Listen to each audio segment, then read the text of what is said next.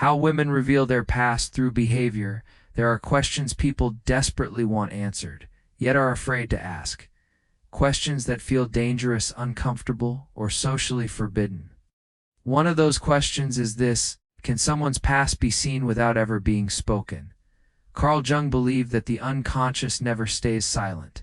It speaks through patterns, reactions, habits, and emotional reflexes. No matter how carefully a person tries to control their words, their behavior always tells a deeper story. In today's video, we explore this idea through Jungian psychology, not to judge, accuse, or condemn, but to understand. Because understanding human behavior is not about control over others, it is about clarity within yourself. Jung taught that what is hidden does not disappear. It transforms, leaks, and expresses itself symbolically. And when you learn to observe without emotion, without projection, and without fantasy, you begin to see people as they truly are, not as they present themselves to be. Most people believe the past is something that stays behind. Jung knew better. He understood that the psyche is not linear. Experiences, especially emotional and relational ones, leave imprints. These imprints form what Jung called complexes, clusters of emotional memory that activate automatically. When triggered, they override logic and conscious intention. This is why behavior matters more than explanations. Words are chosen. Behavior is revealed. In relationships, especially romantic ones, the unconscious becomes louder. Attraction, fear, avoidance, attachment, defensiveness, all of these are signals. And if you are observant enough, calm enough, and detached enough, you can read them clearly. Begins with a core Jungian truth: the unconscious repeats what the conscious mind refuses to face. When a person has unresolved experiences from their past, especially involving intimacy, trust, or validation, those experiences seek expression. Not through confession, but through repetition. Jung referred to this as the compulsion to repeat. People unknowingly recreate familiar emotional dynamics, even when those dynamics caused pain before. This repetition is not stupidity. It is unconscious loyalty to what feels familiar. Watch how someone reacts to emotional consistency. If stability creates boredom, restlessness, or irritation, it often points to a past shaped by chaos or inconsistency. The nervous system adapts to what it knows. For someone whose past involved unpredictability, intensity feels normal, while calm feels empty. Jung would say the psyche confuses familiarity with safety. So instead of moving toward peace, it gravitates toward emotional stimulation. This reveals far more than any story ever could. Observe how a person handles attention. If attention is constantly needed, demanded, or subtly fished for, it may reflect a past where validation was inconsistent or conditional. Jung believed that unmet needs do not vanish with age. They simply change strategy. Excessive external validation seeking often masks an inner void formed long ago. It is not vanity, it is compensation. The unconscious says, "I must be seen or I do not exist." Another powerful signal is how someone responds to boundaries. Jung emphasized that boundaries activate the shadow, the rejected parts of the psyche. If simple limits are met with guilt-tripping, emotional withdrawal, anger, or manipulation, it often reflects a past where boundaries were either violated or never allowed. The psyche remembers. When boundaries feel threatening, it is usually because they were once associated with loss, abandonment, or powerlessness. Behavior reveals this instantly. Pay close attention to reactions during conflict. Jung taught that under emotional pressure, the mask cracks. Does the person become defensive, dismissive, or overly rational? Do they turn cold, sarcastic, or emotionally explosive? These are not random traits. They are survival strategies formed earlier in life. Someone who learned that vulnerability was punished will protect themselves through emotional distance. Someone who learned that chaos gained attention may unconsciously recreate it. The past speaks loudly in moments of stress, moves deeper into what Jung called projection. Projection is the unconscious act of attributing one's own unacknowledged traits, desires, or wounds onto others. It is one of the most revealing psychological mechanisms. When someone repeatedly accuses others of behaviors they seem overly sensitive to, Jung would advise you to pause and observe. Strong emotional reactions often signal internal conflict, not external threat. Notice patterns in jealousy. Excessive suspicion without evidence often reflects a past where trust was broken, or where boundaries were repeatedly crossed. Jung believed that unresolved guilt can also manifest as suspicion. The psyche assumes others operate as it once did. This is not morality, it is psychology. Behavior exposes this far more clearly than explanations ever will. Another revealing pattern is how someone speaks about former relationships. Jung warned against taking narratives at face value. When every past relationship is described as toxic, abusive, or beneath them, it often indicates a refusal to integrate personal responsibility. The shadow is being projected outward. This does not mean the person is lying, but it does suggest unresolved inner work. Jung believed psychological maturity is marked by the ability to recognize one's own role in repeated outcomes. When that ability is absent, the past remains unintegrated, and behavior reflects that fragmentation. Observe emotional regulation. Does the person swing rapidly between closeness and distance, idealization and devaluation, intensity and withdrawal? Jung would interpret this as a split within the psyche. When past emotional bonds were unstable, the adult psyche often struggles to maintain balance. The unconscious has not learned moderation, it only knows extremes. This instability is not corrected by words, it is revealed in rhythms of behavior. Silence, too, speaks volumes. How someone handles quiet moments, emotional pauses, or lack of stimulation can reveal whether they are at peace with themselves or running from something unresolved. Jung believed that those who fear stillness often fear confrontation with the unconscious. Constant distraction, drama, or stimulation can function as avoidance. The past remains unexamined and behavior becomes the shield. Throughout all of this, Jung would remind you of one crucial principle: observation without judgment. The goal is not to label or condemn, but to see clearly. When you understand behavior, you remove illusion. And when illusion disappears, emotional confusion follows it out the door. The more emotionally neutral you become, the more accurately you perceive patterns. This is psychological power, not over others but over your own decisions. By learning to read behavior, instead of chasing explanations, you protect yourself from fantasy. Jung believed that clarity is the foundation of psychological freedom. When you stop asking people to tell you who they are, and start watching how they live, react, attach, and withdraw, the past reveals itself naturally. Not through confession, but through consistency.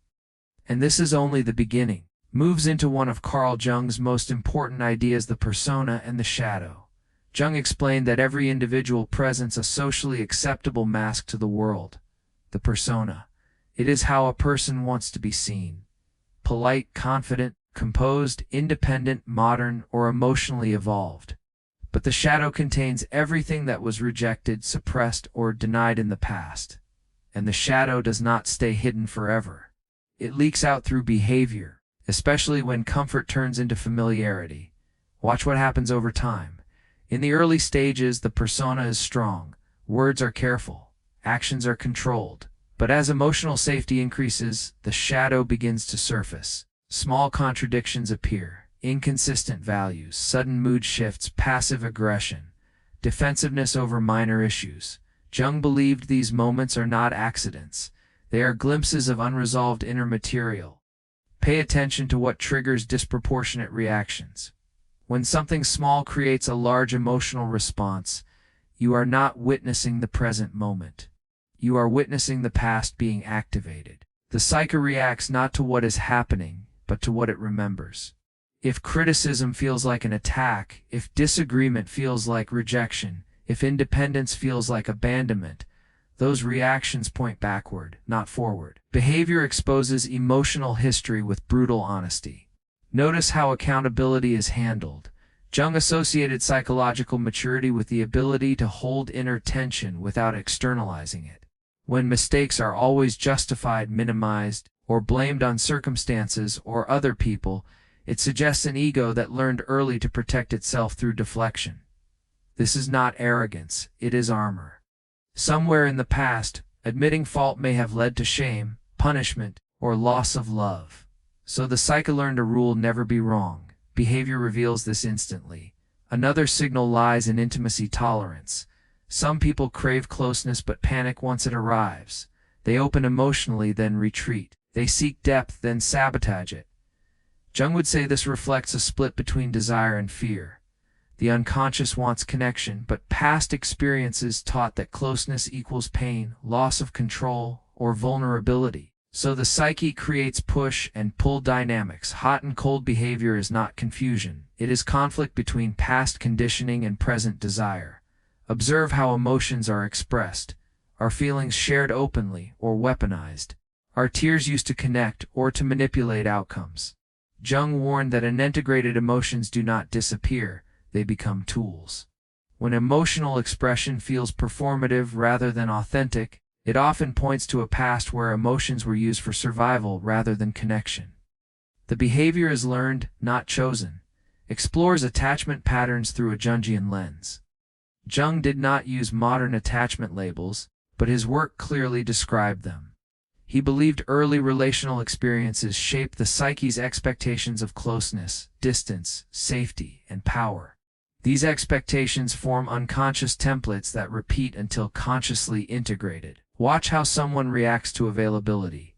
If consistency leads to devaluation, boredom, or loss of attraction, it may indicate that love was once paired with instability. The psyche associates intensity with meaning. Calm feels empty because chaos was familiar. Jung believed the unconscious seeks what it knows, not what is healthy. Behavior exposes this preference long before words ever do. Notice reactions to independence. When autonomy is perceived as threat rather than strength, it often reflects a past where closeness meant control, merging, or loss of self. The psyche learned that distance equals danger, so behavior becomes clingy, intrusive, or subtly controlling. This is not about love, it is about fear repeating itself. Another revealing sign is how reassurance is sought.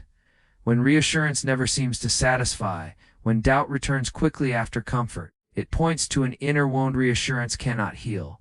Jung believed true security is internal.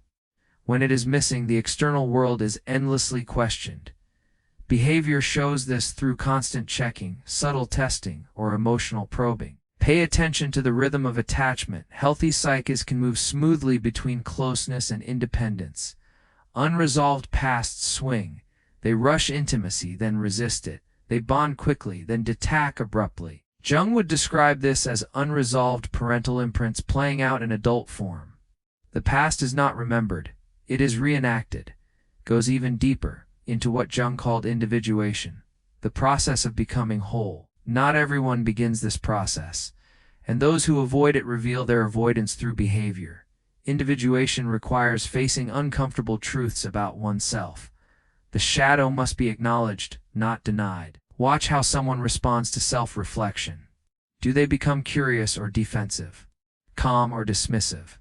Jung believed resistance to introspection often signals fear of what lies beneath. When someone avoids deep conversations about patterns, responsibility, or growth, it suggests the past remains untouched. Behavior maintains distance from self-awareness. Observe moral flexibility. When values shift based on convenience, emotion, or desire, it may indicate a fragmented inner structure.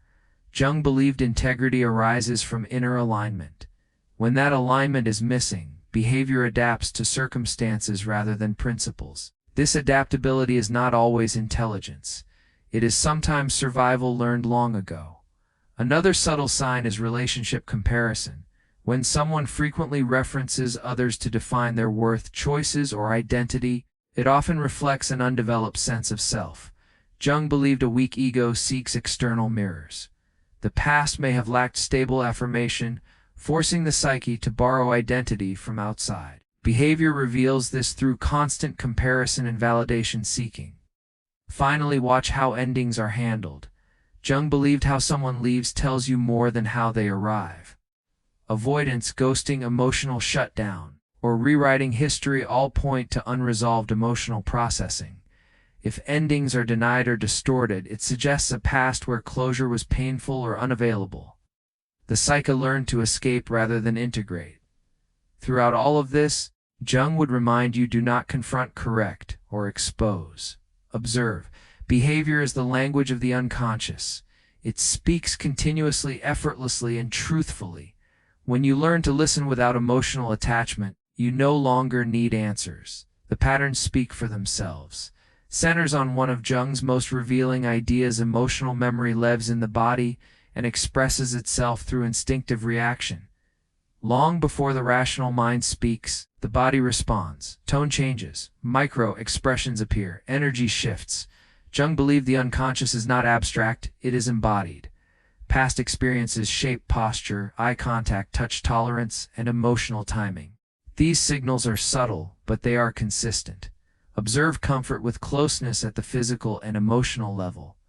When affection feels mechanical, inconsistent, or abruptly withdrawn, it often reflects a past where intimacy was transactional or unsafe. The body remembers what the mind tries to forget.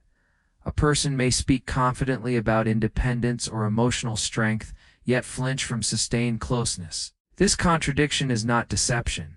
It is memory stored beneath awareness. Notice nervous system regulation. Some individuals are calm under pressure.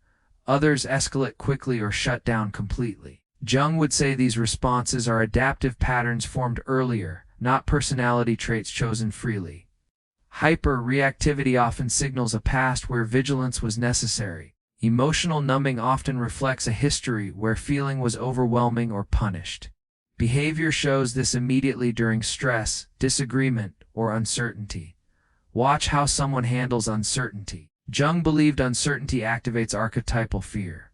When ambiguity triggers control, urgency, or emotional manipulation, it often points to a past where unpredictability caused pain. The psyche tries to eliminate uncertainty by forcing outcomes. Behavior reveals this through rushing intimacy, demanding clarity prematurely, or reacting strongly to pauses and silence. Pay attention to humor and sarcasm. Jung saw humor as both integration and defense. When humor is warm, it reflects inner stability. When it is cutting, dismissive, or deflective, it often masks vulnerability. Sarcasm can function as armor learned long ago. The past trained the psyche to stay one step ahead emotionally. Behavior uses wit to avoid exposure. Another revealing signal is empathy consistency. Jung believed empathy emerges from integrated shadow, when compassion appears selectively. Only when convenient or self-enhancing, it may indicate unresolved inner conflict. The psyche has not fully reconciled its own pain, so it struggles to hold space for others. Behavior reveals this through conditional care rather than steady presence. Brings everything together into a single Jungian principle: the psyche always seeks balance. What was denied demands expression. What was avoided demands repetition. What was never integrated controls behavior from the shadows. Jung believed people do not move toward truth automatically. They move toward what feels familiar until awareness intervenes. Observe long-term patterns rather than isolated moments. Jung warned against judging a single act. The unconscious reveals itself through consistency, the same emotional loops, the same conflicts, the same endings dressed in different stories. When patterns repeat across time, environments, and people, they are not coincidence. They are unresolved material seeking resolution. Notice resistance to growth. When growth is intellectualized but not embodied, it suggests partial awareness without integration. Jung believed true growth changes behavior, not language. When insight does not translate into action, the unconscious remains in control. Behavior stays the same while narratives evolve. Pay attention to inner orientation. Some people blame circumstances endlessly. Others quietly adjust themselves. Jung associated responsibility with individuation. When responsibility is absent, the psyche remains dependent on external forces. Behavior reveals this through victimhood, resentment, or chronic dissatisfaction. The past has not been integrated into strength. Throughout all of this, the most important factor is your own state. Jung emphasized that perception is distorted by projection. The calmer, more grounded, and less reactive you are, the clearer you see. Emotional neutrality sharpens observation.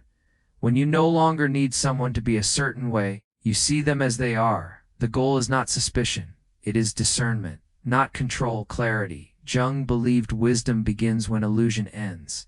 When you stop chasing reassurance and start reading behavior, confusion dissolves. The unconscious stops hiding because it was never truly hidden, it was only ignored. People reveal their past continuously, in how they attach, how they react, how they handle closeness, conflict, silence, and endings. They reveal it not once, but repeatedly. The question is never whether the past is visible. It is whether you are calm enough to see it. Carl Jung taught that the greatest protection is awareness.